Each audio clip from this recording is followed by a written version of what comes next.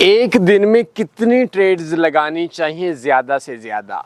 मेरे नीम हकीम ख़तरा जहान लोगों ने बहुत बड़े मसले में फंसा दिया।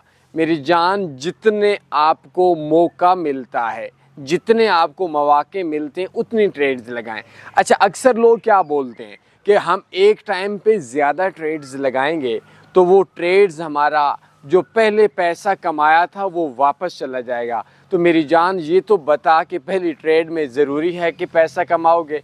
अगर पहली ही ट्रेड में वापस चला गया तो फिर क्या बनेगा? तो ये आपके डिपेंड करता है कि आपके प्लान के ऊपर, आपकी स्ट्रेटजी के ऊपर।